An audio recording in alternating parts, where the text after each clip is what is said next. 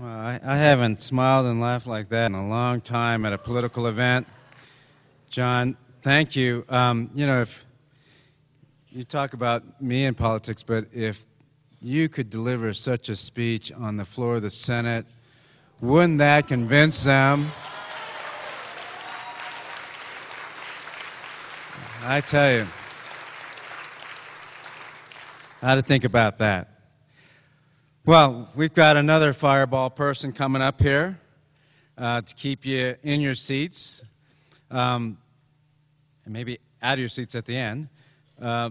David Swanson is the creator of ImpeachCheney.org, the Washington director of Democrats.com, and co-founder of the After Downing Street organization, an organization dedicated to holding the President administration accountable for its crimes and misdemeanors. He serves on a working group of United for Peace and Justice. He has worked as a newspaper reporter and as a communications director with jobs including press secretary for Dennis Kucinich's 2004 presidential campaign. Please welcome to the stage David Swanson.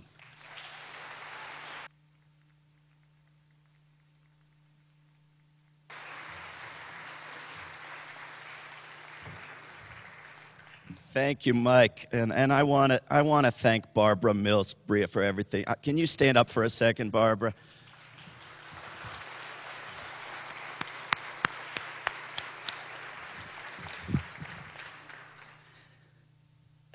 After the earlier session this afternoon, I almost missed the start of John Nichols' brilliant speech. I'm glad I didn't, but I was trying desperately to find a copy of the Constitution that had censure in it. Because I had learned this afternoon that we have to defend the Constitution by censure, and I kept coming across this word, impeachment, everywhere. And I almost missed it. For the past year or so, every month, the moon gets full, and I suddenly get a couple of hundred emails telling me that Nancy Pelosi has announced that she will allow impeachment hearings if she gets enough emails. Or sometimes it's enough phone calls. Or sometimes it's 10,000 handwritten letters. And a lot of the emails I get about this are along the lines of, is it true? Because if it's true, my group can send her 5,000 letters. And I usually reply along the lines of this.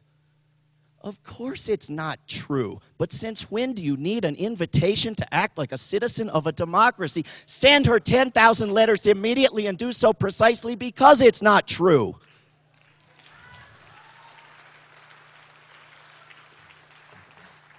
But the fact remains that every time this Pelosi rumor comes around, there is an uptick in Pelosi lobbying. Clearly, one of the major motivators of activism is hope. 2.5 years ago, when Congressman John Conyers held unofficial hearings on the Downing Street minutes and began at least acting as though he would try to impeach Bush and Cheney, we saw a burst of activism the like of which I have not seen since. Precisely when it seemed least needed, people took to the streets and the phones and the computers and the airwaves. So the question arises, how can we generate the most activism when we most need it, rather than when we least need it?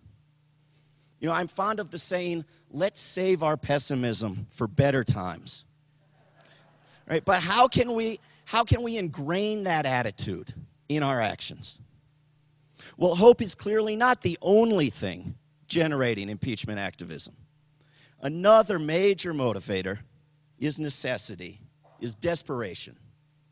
Many of us believed a year ago that if impeachment was not underway by this past spring, the looming 2008 election would stifle the movement.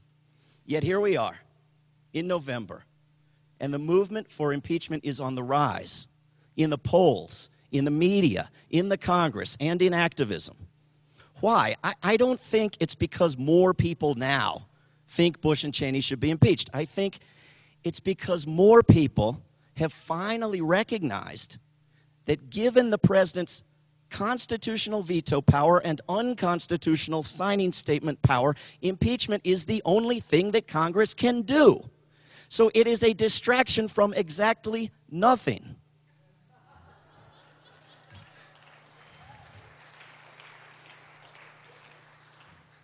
There is one other thing Congress can accomplish, but it involves refusing to do something.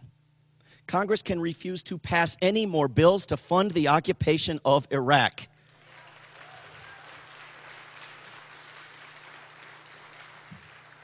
Of course, if it does this, Bush will misappropriate funds to keep the occupation going exactly as he did to begin it, and we will be right up against impeachment. So why not cut to the chase? Why not bypass for now the high hurdle of the Senate and demand that the House Judiciary Committee begin impeaching Mr. 11% popularity before he shoots a whole nation in the face with a catastrophic attack on the nation of Iran? Congressman Dennis Kucinich, the Abe Lincoln of his day, a man who would have physically towered over James Madison, the author of our Constitution, is at the School of Americas this weekend for protests at which brave Americans will probably risk arrest to end torture. Our friend activist Ted Glick is on the 77th day today of a fast to end global warming and global warring. Eve Tetaz, age 76, just got out of a week in jail in Washington for speaking against this war.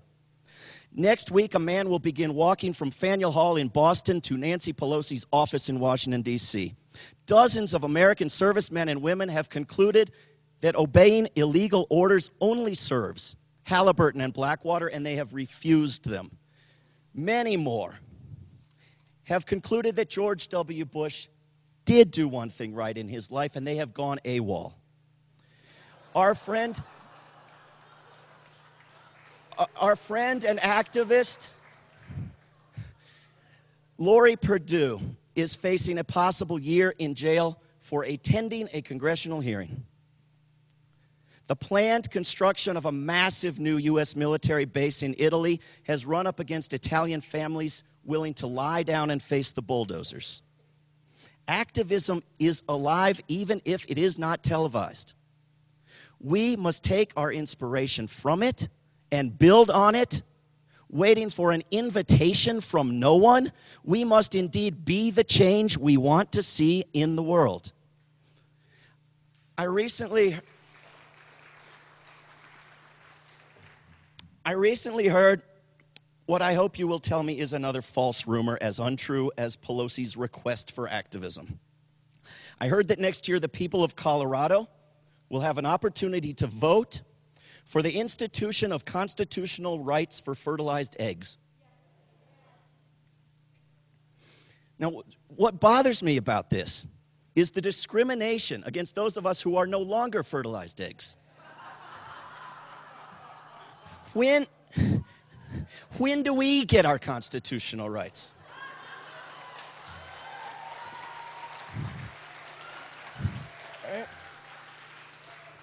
Unless we are going to surgically install intrauterine free speech zones, I take it that unlike sentient humans, fertilized eggs will have complete freedom of speech, of assembly, of printing of teeny tiny newspapers.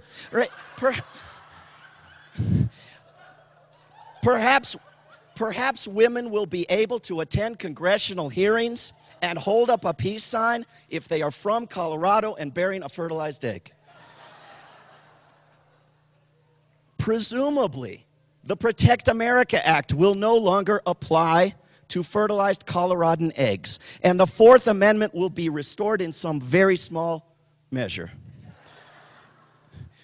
But what I'm not clear on is how do you obtain the warrant based on probable cause to spy on the fertilized egg without having first spied on the egg long enough to tell it was fertilized? And is it just me?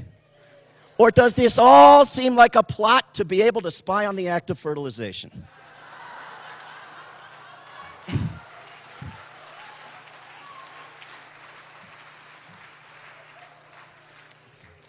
Let's look at the courageous side of Colorado for a minute.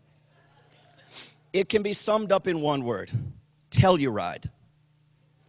In July, Telluride became the first city in Colorado to pass a resolution demanding impeachment. And they didn't do this because nobody was looking. They didn't do this because the heat was too hot for them not to. They did this in the face of national media attention from billionaires for Bush from around the country threatening to cancel their vacations in Telluride. Some promised to come to Telluride if it passed impeachment.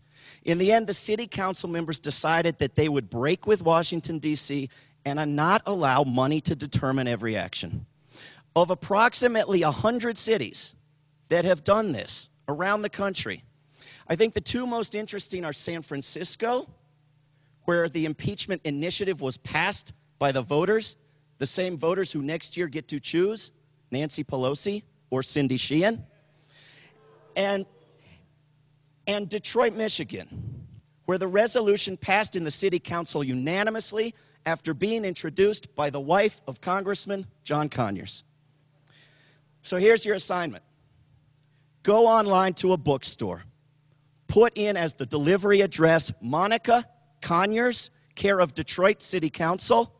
Buy her two books, The Constitution in Crisis by Congressman John Conyers, and an old Greek play called Lysistrata. Your other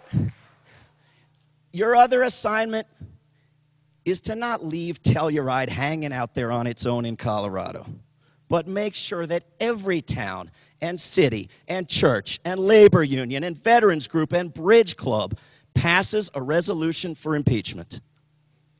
This is a democracy, and we are a majority. In July, the American Research Group found that 54% of Americans said yes and 40% said no to the question of whether Cheney should be impeached. Among Democrats, 76% said yes. Among independents, 51%. For Bush, the numbers are slightly lower, 46% yes, 44% no. These are huge numbers for a topic that is shut out of the media. In Vermont, where John Nichols has helped to give the issue more attention, the numbers are significantly higher, 64% want Cheney impeached. This is where the Democrats always fall apart. They look at that 40% who are not yet for impeachment and they ask, how can we avoid offending those people? They never ask, how can we educate those people? Never. Last week, the American Research Group did another poll. This time, they changed the question from impeaching Cheney to impeaching him and removing him from office. That change has tended over the past 2 years of sporadic polling on Bush to lower the positive response by 10 percentage points. But American Research Group went further. They offered people the choice of saying that Cheney had committed impeachable offenses, but we really shouldn't bother impeaching him. So that option would drain away those people who agree with the various excuses that Pelosi and gang have used to keep impeachment off the table. And then the poll went further still. They gave you the option of saying that Cheney had abused his power without committing impeachable offenses. So this would catch those people unwilling to say an impeachable offense should be impeached, as well as those unclear on what an impeachable offense is, including that such an offense can be committed with your pants on. Then there was a fourth option for Fox viewers. The Cheney ain't done nothing wrong option. So to opt for impeachment, people had to bypass 3 other choices and go for the fourth extreme position. Those who would do so would be only the hardcore advocates, concerned for the future of the Constitution, not scared off by the fear of a President Giuliani starting early or the trauma of a lengthy investigation. Can you guess how many hardcore impeachment nuts we have in this country? There are 43% of us.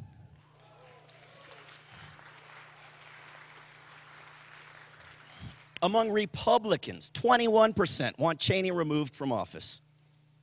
Among all Americans, 52% say he's committed impeachable offenses. 70% think he's abused his power.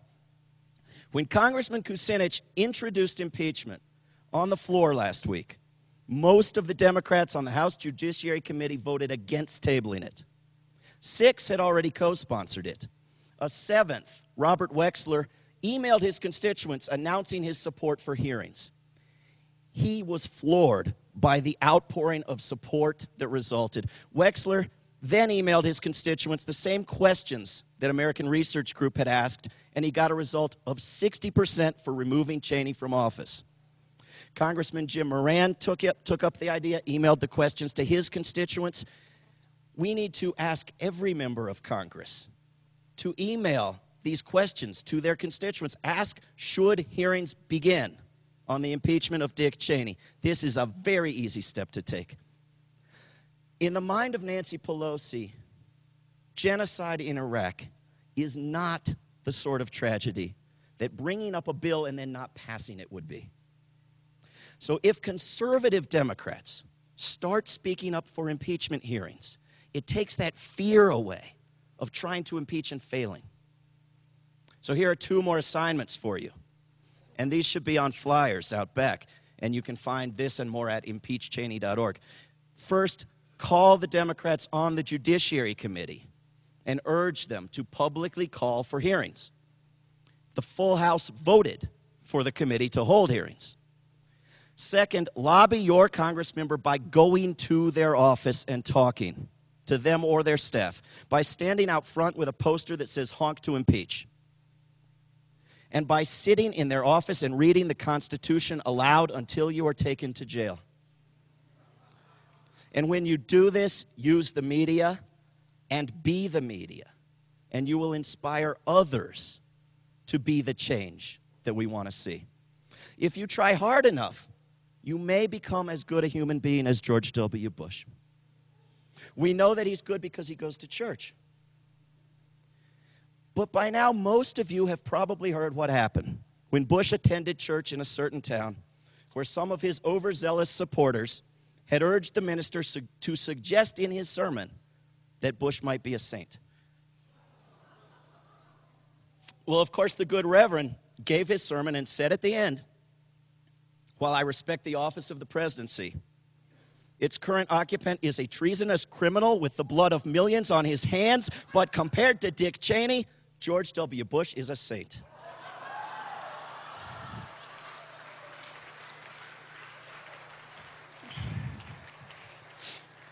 Let's talk about Dick Cheney's qualifications for sainthood for a minute. Dick Cheney is a man of principle. He has sought to transfer all power from the Congress to the White House, whether he served in the Congress or the White House. He led efforts to create the unconstitutional spying programs. He sent Alberto Gonzalez to Ashcroft's hospital bed to try to gain approval for a program so far worse than the blatantly criminal programs we know about that Ashcroft turned him down. Asked if he did this, Cheney said he does not recall. Prior to this session of Congress, Cheney said that if he were ever subpoenaed by Congress, he'd probably refuse to comply. Well, Congress has subpoenaed him. Impeachment has nothing to do with beginning investigations involving subpoenas. We have had dozens of subpoenas refused, including by the vice president. This may seem a minor point in Cheney's list of crimes, but it is one that blocks investigations of the others.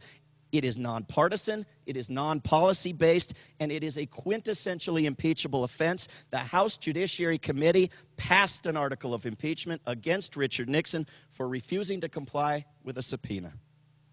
But this is the tip of the iceberg in Cheney's ongoing, multifaceted obstruction of justice.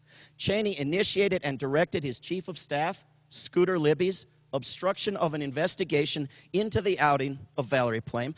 Cheney, in fact, coordinated that outing. Cheney, in fact, more importantly, led the propaganda campaign that Joe Wilson had challenged, sparking the campaign of retribution. Cheney has quietly and openly led the way to institutionalizing the use of torture. In an unprecedented move, Cheney made visits to the CIA during the buildup to the invasion, his purpose to pressure the CIA to get it wrong. According to Senator Rockefeller, the reason Senator Roberts never did the investigation of the White House lies was constant pressure on Roberts from Cheney. As a side note, we might be fair and note that for the past 11 months, Senator Rockefeller hasn't lifted a finger to conduct the investigation that he lobbied for 3 years to get done, to the point of shutting down the United States Senate. But Cheney, lest we forget, created the secret energy task force that operated completely outside the laws on disclosure and allowed oil barons to set not just our energy policy, but our military policy. Cheney directed massive no-bid contracts to his company and profited from them as vice president. Cheney helped create the California energy crisis and suppressed the evidence. And perhaps most significantly, Cheney has given us policies on climate change that accelerate global warming. Cheney's criminality and corruption are open and public. His lawyer, David Addington, has advanced the unitary executive theory, which is similar to the intelligent design theory, only more pretentious. Addington's signing statements, written for Bush, announced Bush's intention to violate laws. The House Judiciary Committee held hearings on these early this year, and a Justice Department official testified that the statements were as meaningless as press releases. So the Government Accounting Office took a sample of Bush signing statements and found that in 30%, the Bush-Cheney administration had already begun violating the laws that they announced they had the right to violate.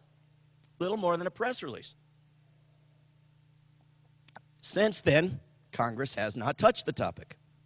It is one of the many impeachment investigations where no investigation is needed. To bring up the topic is to impeach. So Pelosi, Hoyer, and Emanuel run from it like frightened rabbits. Meanwhile, Cheney is only emboldened. He exempts his office from the requirement to protect classified information. He destroys the visitors' logs at the vice president's house. He disturbs the neighbors, blasting an underground bunker into the ground, and he disturbs the rest of us by occasionally emerging from it. And do you know what I have not even yet mentioned? The charges against Cheney contained in Dennis Kucinich's resolution. 2 of them involve lying to Congress and the public about weapons of mass destruction and ties to Al-Qaeda. We went through this at dinner time. The 3rd involves the crime of threatening an aggressive war on Iran. On Thursday, Senator Joe Biden said something that Congressman John Conyers said back in January in an interview with John Nichols, something that Dennis Kucinich was at that time saying as well. Biden now favors impeachment after an attack on Iran. Now, this is arguably a step in the right direction. But it's a bit like shutting the barn door after it's empty. An attack on Iran could lead to a global war, could lead to a nuclear war, could lead to martial law. We may no longer have the option of impeachment, and if we do, it will not save the people we have slaughtered. We're not asking Biden to indict Bush and Cheney before they commit a crime. We're asking him to recognize that the attack on Iraq was exactly as illegal as a criminal attack on Iran would be. We can leave preemptive punishment to Michael Mukasey. Impeaching Bush or Cheney should be based on past crimes, but its purpose is to prevent future ones. What are the chances that if we do not impeach, Cheney will launch an attack on Iran, or create another catastrophe, or allow global warming to go unaddressed for another 14 months? If the chance is even 1%, then Cheney himself would argue for impeachment. He has maintained that a 1% danger must be treated as a 100% certainty. For that piece of insanity alone, the man should be banned from public office. So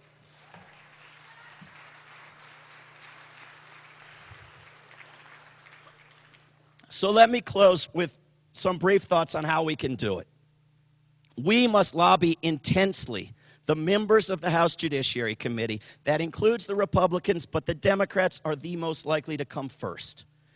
We should also recruit the most respected people and organizations we can to join in this lobbying.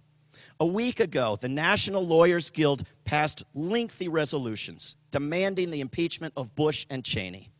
The Center for Constitutional Rights works for impeachment. The Southern California chapter of the ACLU 2 days ago came out for impeachment. Where is the Colorado ACLU? Where is the National ACLU? Where is Amnesty International? Where is the National Organization for Women, which flipped and opposed impeachment a year ago when it became the National Organization for Women, singular? Hillary. United for Peace and Justice, after 2 years of lobbying, finally has urged its members to lobby for impeachment, but it could do more. Everyone could do more. So we need to lobby these groups. After this afternoon's session, we learned that the Senate won't convict, so none of this matters. But the questions from the audience all had it right. We might convict, and there is great value, even if we don't.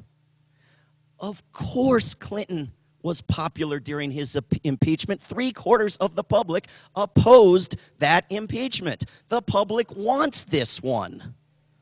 We send a message to the world, we send a message to future administrations, and we send a message to senators who have to get their butts reelected. In short, we stop losing by starting to play the game. Now, I get paid to go around and do this stuff. And a lot of people work long hours. People work 2 jobs. People work 3 jobs. I've been told it's elitist to ask people to work for impeachment or to take a day off to lobby their Congress members.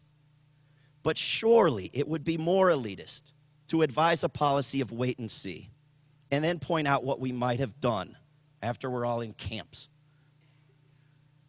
And if you've slept a lot or you've eaten leisurely meals lately, then with all due respect, Mr. or Mrs. Anti-Elitist, don't talk to me, and don't talk to John Nichols, and don't talk to Steve Cobble. Sleep is a luxury. Democracy is a necessity.